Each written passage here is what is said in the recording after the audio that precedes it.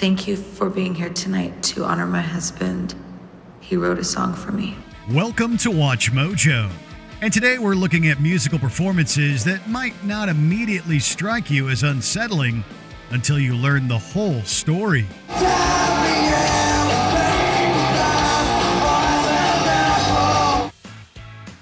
Jesus Loves Me, Whitney Houston and Kelly Price. 3 days before the 2012 Grammys, Whitney Houston attended an event at a nightclub where she performed an unplanned duet with fellow R&B artist Kelly Price. No one knew it then, but Whitney Houston's final performance was Thursday night. The two sang Jesus Loves Me, which seemed appropriate given their gospel roots. This song choice soon took on a haunting sentiment, being the last public performance Houston gave. On February 11th, the same day that Houston was to appear at another pre-Grammy party hosted by mentor Clive Davis, she was discovered dead in her Beverly Hilton hotel. She didn't look like she was under the influence of anything. She drank champagne and toasted Kelly Price's 3 Grammy nominations. The Grammys had multiple touching tributes to Houston the following day. In retrospect, though, it doesn't get more chilling than Houston and Price's duet. As casual as it was spontaneous, nobody could have predicted this would be Houston's swan song. Smile Jamaica concert, Bob Marley. Bob Marley gave the performance of a lifetime on December 5th, 1976, solidifying Smile Jamaica as one of his crowning achievements. That's the way that he is a senor. Some water in the way. Had it not been for a moment when Marley pulled up his sleeves, you'd never guess that this reggae legend was shot multiple times only 2 days earlier. The Intruders also hit band assistant Lewis Griffiths, manager Don Taylor, and Marley's wife Rita, the latter of whom survived a near-fatal blow to the head thanks to her dreadlocks. I felt the warmness, the blood running down. Then I realized I was shot. Astonishingly, nobody died in the assassination attempt, with Bob and Rita performing on stage as planned. While the shooting overshadowed the concert, it didn't define it. Lasting over an hour, it's easy to get lost in Marley's music, forgetting how this performance almost didn't happen.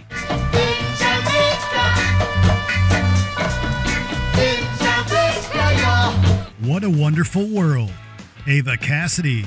Coming from humble roots in Washington, D.C., this artist was just starting to gain recognition in the 90s. I see trees that are green.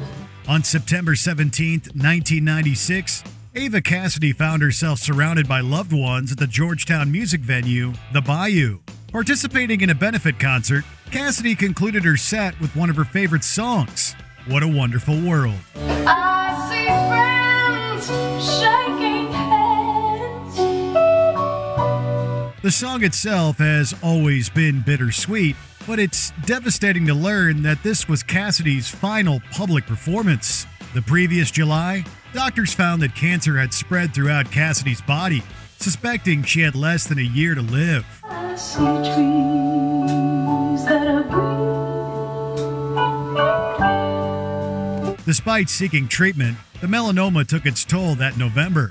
Cassidy continued to grow a following over the years, but she tragically didn't live to see this success. What a wonderful world. Paris performance, The Rolling Stones. The Rolling Stones tour of Europe 76 was winding down when the band played at the Pavilion de Paris. Their performance on June 6th seemed like any other.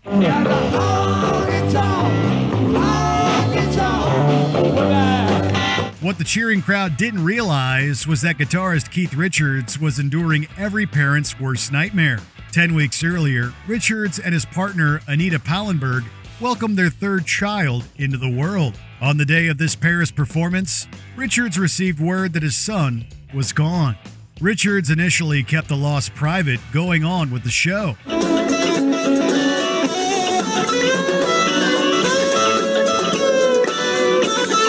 Although many questioned his decision, Richards didn't know how else to deal with the grief, believing he would have shot himself had he not performed.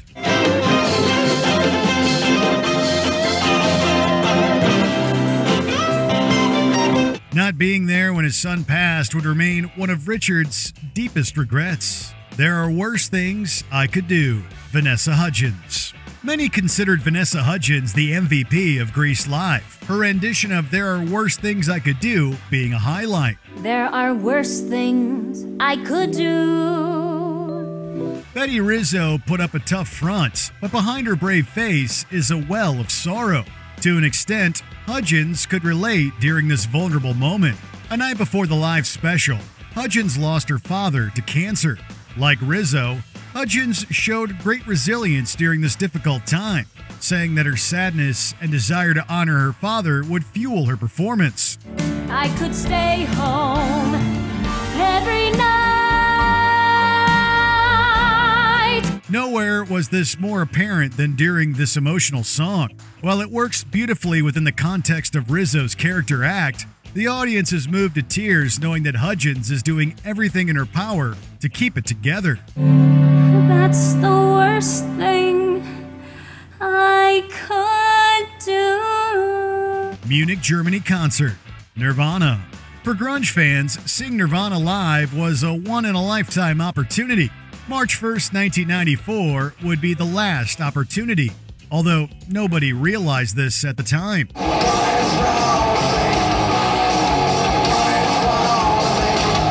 Playing at Terminal 1 of Munich Riem Airport, Nirvana had several more gigs lined up on their in utero European tour. Shortly after the performance, frontman Kurt Cobain came down with a serious case of bronchitis and laryngitis.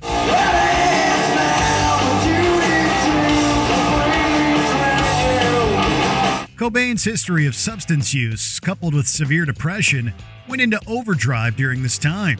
As performances were canceled and rescheduled, the future of the band was called into question.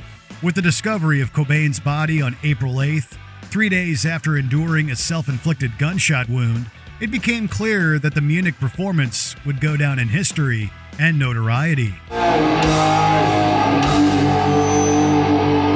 Rule the world. Take that. No matter who wins the gold, the closing ceremony is always a triumphant Olympic moment.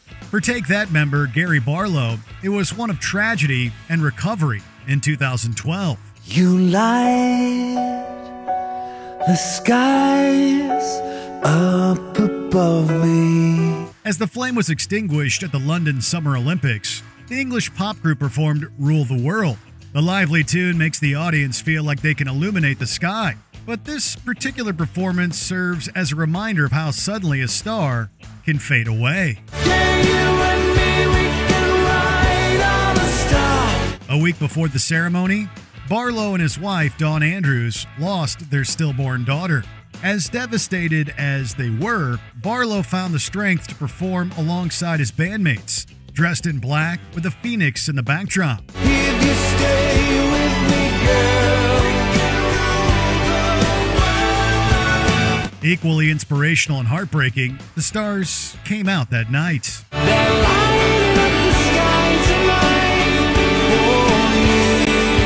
The last concert, Selena.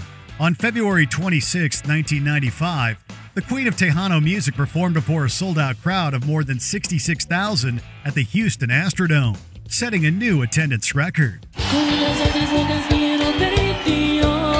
It was not only a historic night for music, but also fashion, with Selena sporting a now iconic purple jumpsuit. Even if the concert wasn't marked by tragedy, this would have been a performance to remember. That said, this concert is remembered as Selena's final bow.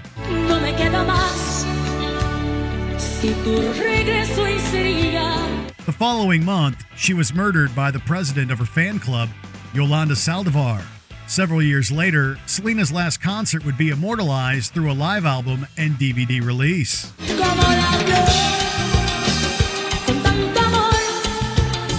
As grateful as we are for these recordings, Selena's fiery performance reminds us how much more she had to offer.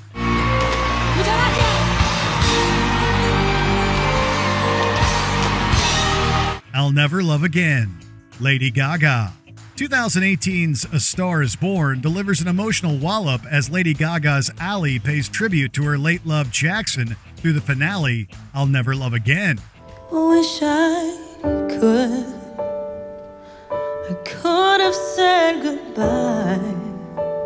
As tear-jerking as the song is, it's even more powerful knowing what drove Gaga's genuine performance.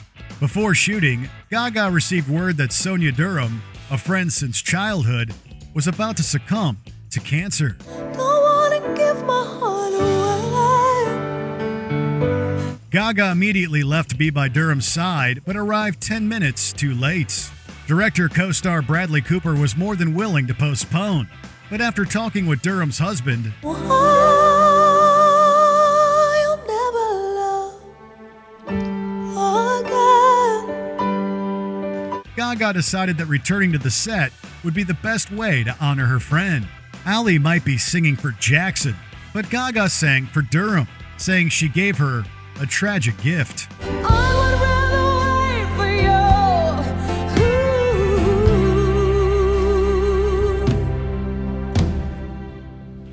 Before we continue, be sure to subscribe to our channel and ring the bell to get notified about our latest videos. You have the option to be notified for occasional videos or all of them. If you're on your phone, make sure you go into your settings and switch on notifications.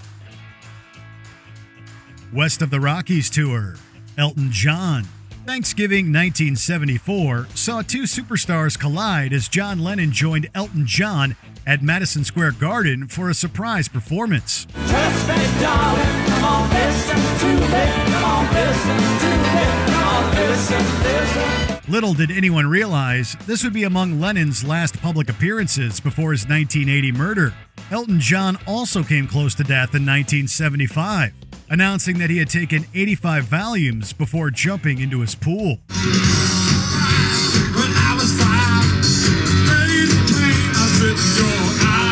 John's premature death was thankfully averted with an emergency team showing up to pump his stomach.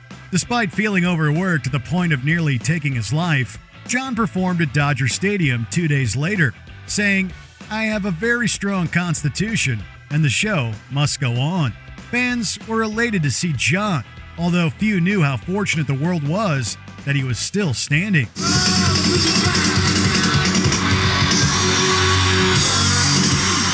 Which music performances do you look at differently, knowing their backstory?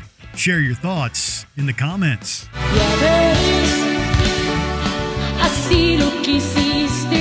Did you enjoy this video? Check out these other clips from WatchMojo, and be sure to subscribe and ring the bell to be notified about our latest videos.